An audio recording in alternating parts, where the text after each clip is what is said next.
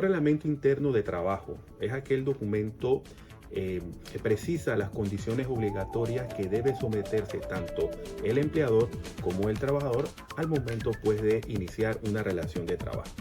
Es importante tener en cuenta que el reglamento interno de trabajo establece las medidas disciplinarias en que deben ser aplicadas al trabajador durante las relaciones de trabajo. Y por último, también es importante porque es el mecanismo para llenar los vacíos o las lagunas que el Código de Trabajo tiene, y como por ejemplo cuando se va a justificar una ausencia con un certificado de incapacidad, el Código de Trabajo no habla nada de eso. El reglamento interno lo que va a hacer es llenar ese vacío al establecer en qué momento y en qué condiciones debe ser presentado ese certificado de incapacidad para poder justificar una ausencia.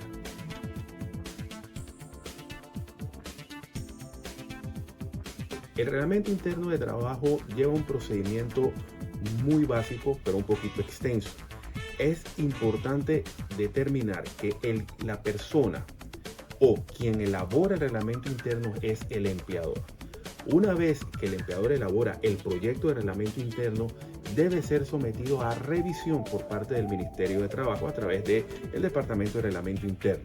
Ellos van a hacer objeciones al contenido del proyecto de reglamento interno o al borrador y se lo regresará en caso tal de que encuentre. En caso tal de que no encuentre ningún tipo de observación, este proyecto se le da a los trabajadores la oportunidad por un término en específico para que hagan observaciones.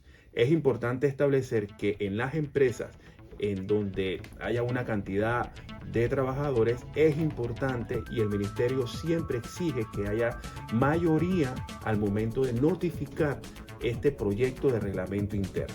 Cuando pasa el término que se le da a los trabajadores para revisar y para hacer sus objeciones, inmediatamente pasa a redactarse la resolución para firma de la señora ministra de Trabajo y pues una vez esté firmada la resolución, debe ser informada a los trabajadores, ya sea publicándole los tableros de la empresa o entregándole una copia de dicho reglamento a cada trabajador para que sepan que este instrumento va a ser parte integral de su contrato de trabajo.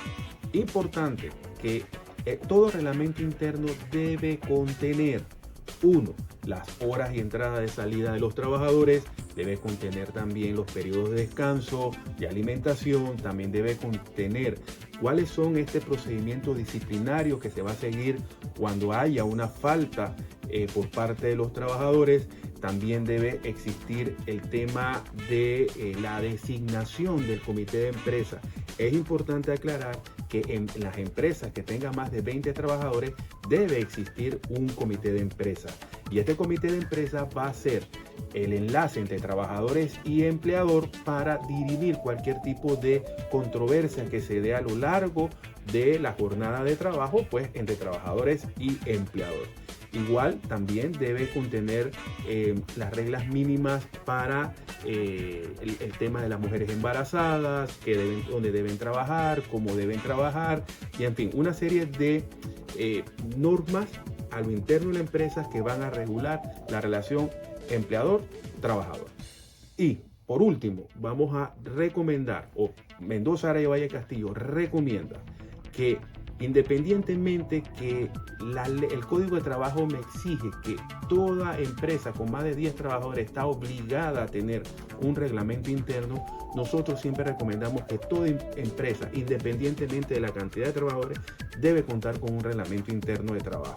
¿Por qué? Porque ese es el instrumento que va a regular esas relaciones a lo interno de la empresa.